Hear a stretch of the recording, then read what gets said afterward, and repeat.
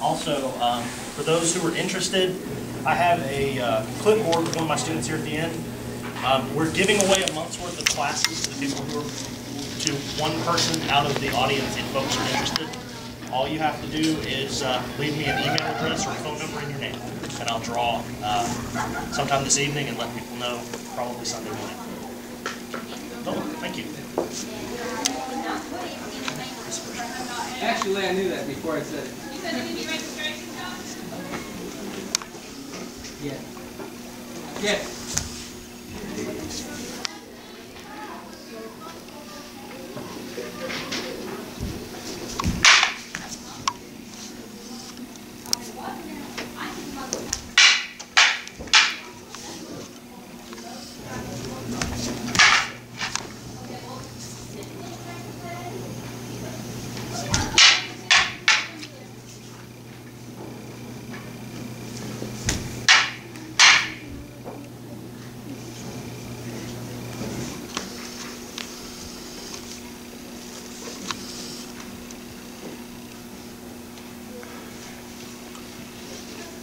All right, so what did you just say? I'm aggressively shoving him back.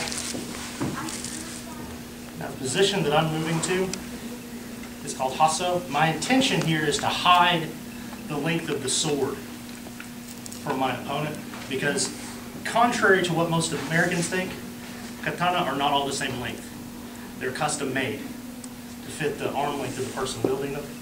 So I'm trying to make him guess how long the weapon is here. I'm going to move up. I'm trying to intimidate here. This is a fake. In my case, I come up to,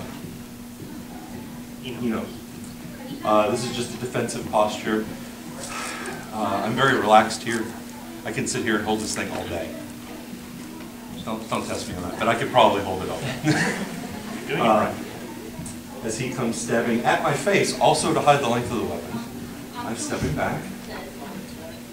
I'm cutting to the top of his head. Using my hips to defend myself against the weapon. Again, I'm shoving back. The intention here is that he's going to stick this into my eye. Okay. I'm going to jump back and move to a lowered position, but I'm leaning forward here because I want him to cut you. From my perspective, I'm still back in the defensive position. And I see this big head staring me in the face and emulating height, emulating the mentality of a Japanese warrior. I want to cut that head. So, step to the side and deflect. Notice here, two things are happening. One, even if I don't move the sword, if I do this correctly, I don't get hit. If I step to the side, he doesn't hit me.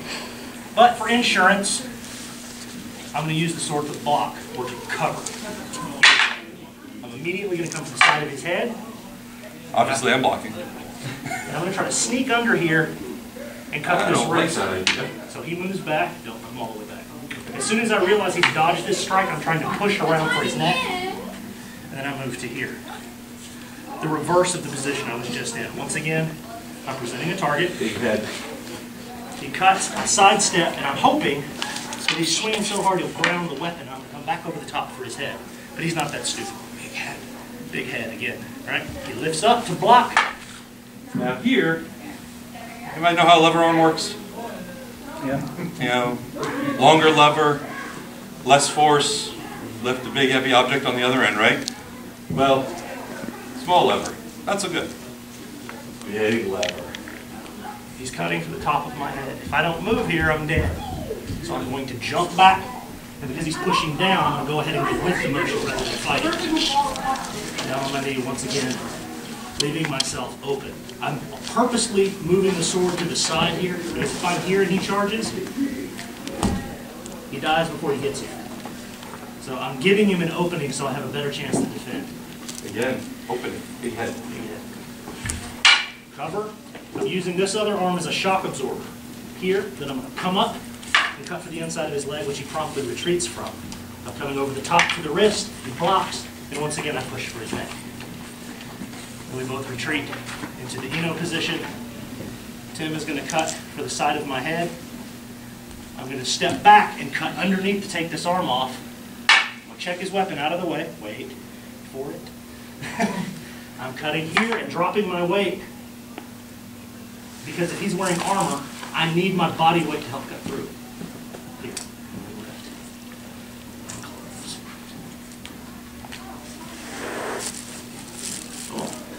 Hi.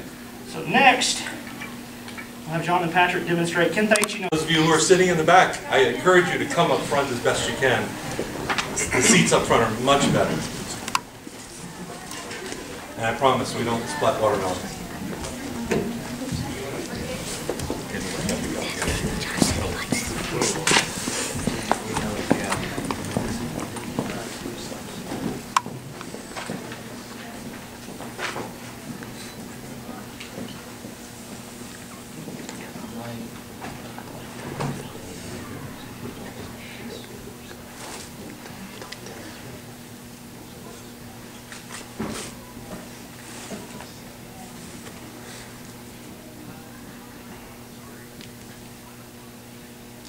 Hey!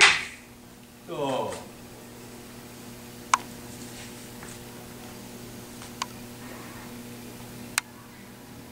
Hey! Oh.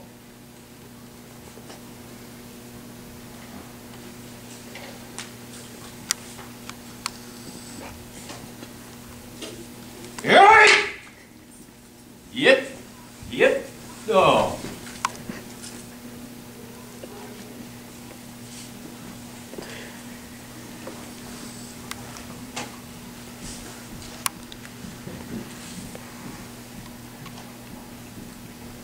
Hey! Yep.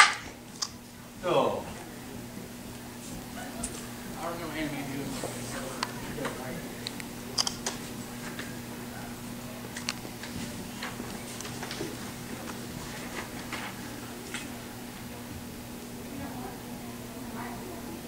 Hey!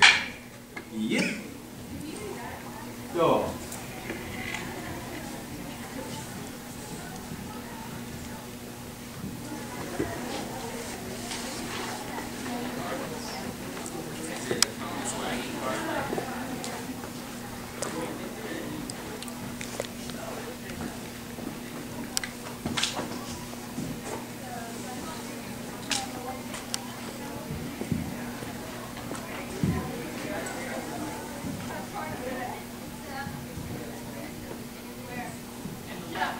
Here?